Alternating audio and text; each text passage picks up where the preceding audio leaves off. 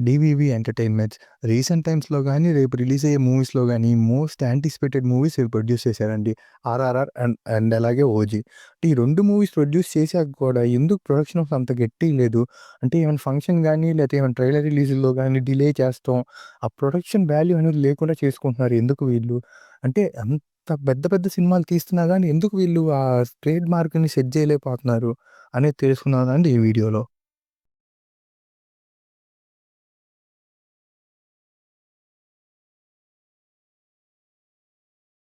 DVV entertainments 'DVV' గారు and అలాగే వాళ్ళ అబ్బాయి కళ్యాణ్. ఈయన హీరోగా నటిస్తున్నాడు. ఇప్పుడు 'ప్రశాంత్ వర్మ' డైరెక్షన్‌లో.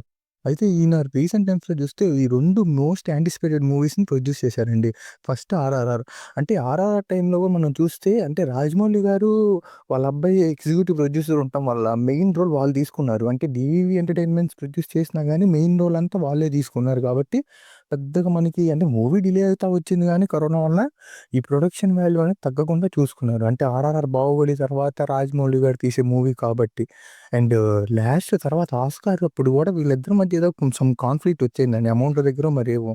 మీరు ఆస్కార్ టైమ్‌లో చూస్తే గనక ఈ ప్రొడ్యూసరే లేరు అసలెక్కడ. అంటే మొత్తం వాళ్ళ అబ్బాయే చూసుకున్నారు. ఆయన ఎగ్జిక్యూటివ్ ప్రొడ్యూసర్ కాబట్టి.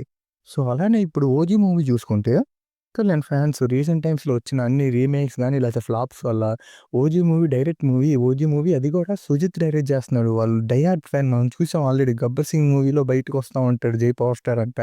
అంటే ఆయన డైరెక్ట్ చేస్తుంటే ఇంతవరకు మీరు చూస్తే అసలు 'పవన్ కళ్యాణ్' గారి డైలాగ్ ఒక్కటి కూడా బయటికి రాలేదండి. ఫస్ట్ ఒక గ్లింప్స్ వచ్చింది. దానికి కూడా 'అర్జున్ దాస్' గారు చెప్పారు. అండ్ నెక్స్ట్ కూడా సాంగ్స్ వచ్చాయి గానీ 'పవన్ కళ్యాణ్' గారి డైరెక్ట్ డైలాగ్ ఒక్కటి రాలా. అయినా మూవీ మీద ఎక్స్‌పెక్టేషన్స్ అసలు మామూలుగా లేవు. 24థ్ అసలు నెక్స్ట్ లెవెల్‌లో ఉండబోతుంది. మూవీ అయితే బ్లాక్ బస్టరే. అంటే కొంతమంది అంటున్నారు ఈ టెంప్లేట్ ఓల్డ్‌గుంది. కొన్ని యానిమీ మూవీస్‌లా ఉండేయని. ఎట్లా ఉన్నా చెప్తున్నా కదా! 'పంజాబ్' మూవీ తర్వాత ఆ టైప్ గ్యాంగ్‌స్టర్ మూవీ పవన్ కళ్యాణ్‌దొస్తుంది. 'పంజాబ్' మూవీ కూడా యావరేజే. కానీ ఇప్పటికి కల్ట్ మూవీలా ఉండిపోయింది. సో, కాబట్టి 'ఓజీ' మూవీ పక్కా హిట్. అండ్ ప్రొడక్షన్ హౌస్ గురించి మాట్లాడుతుంటే అంత మోస్ట్ యాంటిసిపేటెడ్ మూవీ, అంత ఎదురు చూసే మూవీ ట్రైలర్ కోసం జనాలు ఎదురు చూస్తున్నారండి. అంటే ఇంతవరకు పవన్ కళ్యాణ్ గారి డైలాగ్ వినలా ఎవరు. అలాంటిది పవన్ కళ్యాణ్ గారి డైలాగుల కోసం వెయిట్ చేస్తుంటే ఈవెంట్ పెట్టారు. ఈవెంట్ కూడా కొద్దిగా డిఫరెంట్‌గా పెట్టాడు. అది బాగా నచ్చింది. అంటే కాన్సెప్ట్ టైప్‌లో పెట్టాడు. అంటే ఇంతకుముందు మనం అనిరుద్ గారివి చూసాం. అంటే వచ్చి ఆయన సాంగ్స్ పాడతాం తమిళ్‌లో గాని, తెలుగులో గాని. ఈయన మరి ఇంత పెద్ద ఈవెంట్ పెట్టేటప్పుడు వెదర్ రిపోర్ట్ తీసుకోకుండా ఎందుకుండారు అని నా ఆలోచన.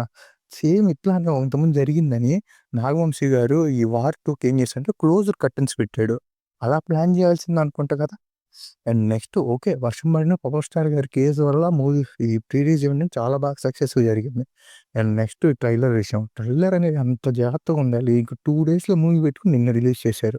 ఆల్రెడీ పవన్ కళ్యాణ్ గారి దయ వల్ల ఎట్లాగో ఆడేశారు. దానివల్ల ఏంటంటే ఫ్యాన్స్ కొద్దిగా హ్యాపీగా ఉంటారు. లేదంటే అసలు ఇంకా వరస్ట్‌గా ఉండేది డీవీవీ ఎంటర్‌టైన్‌మెంట్స్ పరిస్థితి. సో, మరి నెక్స్ట్ ఏ మూవీస్ చేస్తున్నారంటే చాలా మూవీస్ చేస్తున్నారు. ఆ మూవీస్‌లో కూడా ఇలా డిఫరెంట్‌గా అంటే ఎట్లా చెప్పాలి? ఈ ప్రొడక్షన్ వాల్యూని పెంచుకొని 'డీవీవీ ఎంటర్‌టైన్‌మెంట్స్' అనే సంస్థని పెద్దగా చేయాలని కోరుకుంటున్నాను. That's it for today video. See you in the next video.